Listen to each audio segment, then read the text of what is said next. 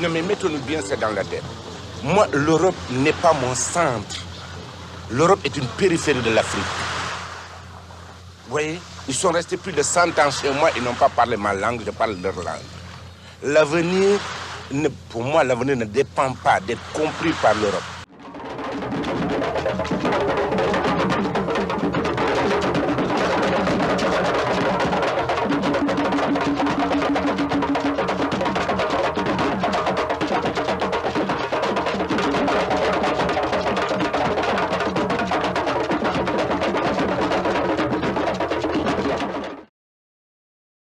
Sembène Ousmane is known by some as the father of African cinema. This is not to say that he was the first African to make a film, but that he was the first to break out into the international scene. The Senegalese activist and artist lived from 1923 to 2007, publishing his first novel, Les Docs Noirs, in 1956, and making his first film, Borom Sarat, in 1963. I will focus on his cinematic career, because that's what I do, rather than his novels, but in addition to directing 12 films, he wrote 9 novels. His filmmaking career spanned 40 years, starting in 1963 and heading into 2004 with his last film, Moolaade. Through his career, he delivered messages to colonizers as well as his own people. Even his own name was a dig of a certain kind at colonialism. He was born Ousmane Sembène, but Sembène Ousmane is sort of the French version of his name. So in a sense, he was taking his French name and using it to deliver these messages against colonialism, against the what often amounted to French influence in his home country. His messages to his own people tended to revolve around the ideas of tradition, of dignity, of the continuing influence of colonialism, complications surrounding religion, and the importance of women in modern Africa. This is a clip from him in an archival interview talking about his vision in cinema and why he decided to use it. C'est ça qui m'a amené au cinéma pour mieux poursuivre ma quête de militantisme.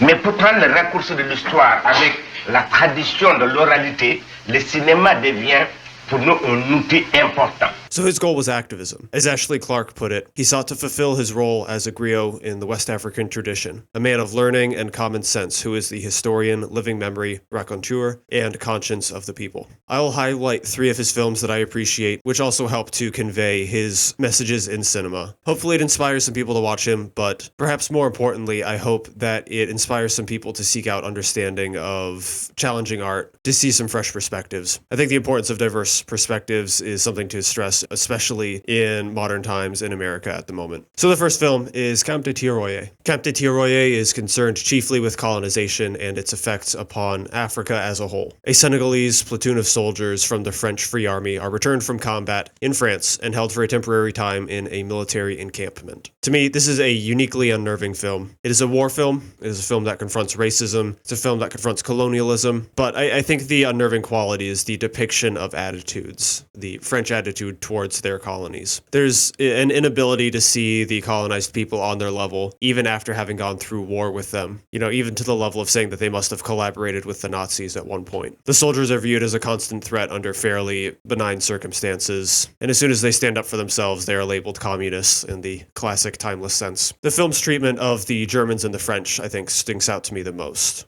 because it's quite shocking, at least to me, just coming into it. To back up for one step, I think one of the most interesting things about watching films from Africa is getting the perspective of the colonized people. We see, for example, France and the US littered throughout the cinematic canon, but these are not countries with a recent, fresh history during cinema of being colonized. Of course, the US was colonized at one point. This is a film coming from the colonized, right, from the bottom of the tire treads. And this statement is coming out of it, which says perhaps the French weren't so different from the Nazis. I'll do some spoilers here real quick. It's saying basically, colonizers treat their subjects as a disposable source of manpower and labor to be squeezed dry and discarded, right, as like a secondary force to the colonizers themselves. There are obvious parallels drawn with the camp, right, with the appearance, the guard towers, barbed wire, stuff like that. Things the film highlights pretty specifically. But the labor comparisons are there as well. Like, I think the whole cycle is roughly equivalent. The methods differ slightly between the French and the Germans, but they both wind up disposing of their labor once it's run its course. The imagery of the African soldiers burying their friends in the ditch, I'm sure, is no accident. Once the cycle is complete, the overlords bring in more labor over transports, right, boat or train, to start another cycle. So, I think certainly when I realized what he was getting across, like the idea of anyone, being as bad as the Nazis sounds like a shocking statement. I don't know how literally he would have stuck to that if you had asked him about it directly, but I think at the very least, it draws your attention to potential parallels to kind of, re-examining the roles of colonizers in terms of the actual effects of their actions. There's an additional aspect of these sorts of halfway people. Both Raymond, who is one of the white officers, the French officers, who is sort of like half woke to the African cause. He fought with the soldiers, he commanded them, so he has a soft spot for them. He has an understanding. He thinks they deserve equal pay. But through conversations, it's clear he's not all the way there. He's kind of an ally, but he also kind of wants to stand up for his country. And part of his arc as a character is realizing that. Xala is intellectually appealing to the French culture. He shares some of those same, interests, common education. And so he almost comes across at points like they think he's a bridge between sort of these brutes and their culture. But when push comes to shove, he is siding with his country, with the people he fought with.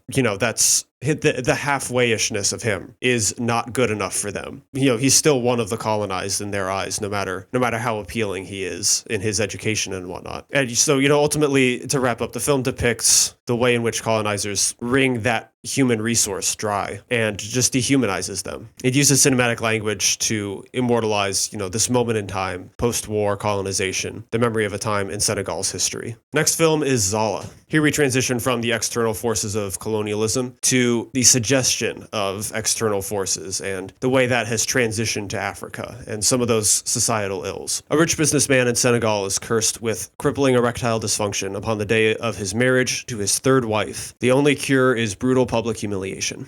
Sembène, I think, illustrates his points beautifully in the opening scene. It starts with a celebration by the African inhabitants. There is eager music, joyful dancing, a joyful takeover, sort of the government offices. And, we hear with narration that this is the first African government. They go in their more relaxed, more fitting clothing, like fitting with the other people celebrating. Very visually distinct from the white people, obviously not just the skin, but also the clothing. They remove the former, seated French members of the council. They remove their decorations. They go in, take their seats. So quickly, they don the suits. They get, the comical briefcases full of money, right? The almost instant transformation when power and money is applied to people in these high positions. Like, obviously, the former film addresses the problem with French rule. This film kind of transfers a little bit and says it's not just the people of the French, it is also the system that needs to be addressed. I said in the previous section, the previous film, how it's important to see colonization from the colonizer's perspective. And I think this film is interesting because we do still get a unique perspective, but it is a unique perspective on a near universal complaint and a near universal criticism. It's a unique society that's critiquing it, but it's a familiar critique. We can recognize the ideas of well-meaning attempts at change, feeding new people into a political machine and having them come out the other side, as different as when they went in, as having been corrupted by money, by power and influence. Mondavi is another great example of this type of film in Sembène's filmography. It's my favorite of his, so I had to at least mention it. Mondavi does a great job at showing how this socioeconomic force is greater than the individual, how it's strong enough to even render someone who's fairly unlikable, like the main character of Mondavi is not a nice dude. And yet somehow by the end, he's transformed into something that's like at the mercy of something bigger and badder than him. And he becomes actually sympathetic by comparison. And it's an impressive job at showing the force of like this socioeconomic framework on the individual. A couple more of Sembène's ideas are touched on here, related to progress and tradition, related to religion. Many of his films criticize the older male tradition, the male figures for their beliefs based in tradition for tradition's sake, something we'll touch on next in Moolaade. It may actually be one of his most common themes, now that I think about it. We can even see it in movies like Chedo and most satisfyingly in Fat Kine. Xala paints the tension between the old man and his daughter and his wives. Polygamy is stated early in the film to be, as one of the councilmen says, like a key part of being African. But Sembène contrasts that with the visible emotional harm that is being done to the women and the children involved. The councilman is willing to use physical force against his daughter. It's another sign of a failing of leadership and a difference in generations. Again, past, present, future, and perhaps a failing of these older generations to deal with questioning their traditions appropriately, right? When put under questioning, he just snaps, he asserts his will. So Xala brings us a little closer to the heart of Africa, transitioning from the external forces of colonialism to some of these internal issues, the way the framework of society affects the people and affects the outcomes of their society. And then film 3 is Moolaade, the final general form, the specific social critique, and the heavy involvement of religion. This film does deal specifically with the Islamic tradition, but there are presences of Christianity in a couple of his other films, like Noire, for example. And there is also plenty of influence from tribal religions. When a woman shelters a group of girls from suffering, When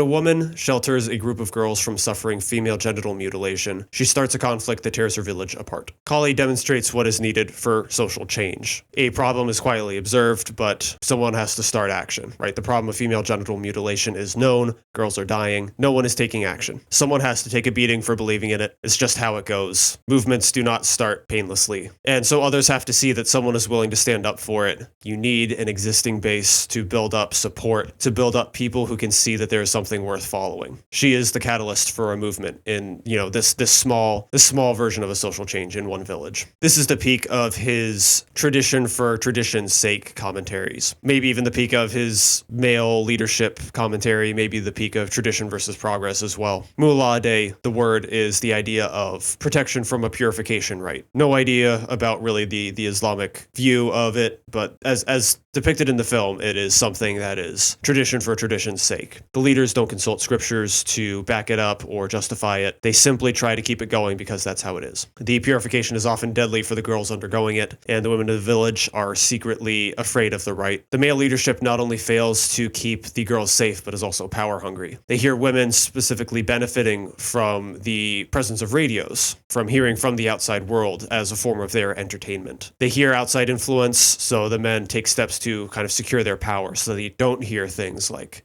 progressive ideas about women's rights, different things along those lines. The men need to lock that down, so they take the radios away. Again, failure to protect, failure to lead well. Initially Kali is the head of the movement, but eventually, thanks to her influence and her leadership, more women take up arms behind her. In many of Sembène's films, modernity serves as the undoing of meaningless tradition, most commonly patriarchy. Moolaade, Fat Kine, and Chedo especially paint the empowering of women in society as an important part of progression, something Sembène himself believed. And in this film, we see the radio as a force of modernity, which is utilized well in the film, not just as a story device, but also a powerful visual image with some of the edits and some of the shot choices. And I think Sembène walks a somewhat difficult line with a couple of these ideas, because we've seen, on the one hand, his opposition to colonialism and to some outside influence in something like Camp de Thiaroye. But here in Moolaade, perhaps it's welcome, the outside influence via the radio. In Gelwar, the idea of foreign aid is a major antagonist and a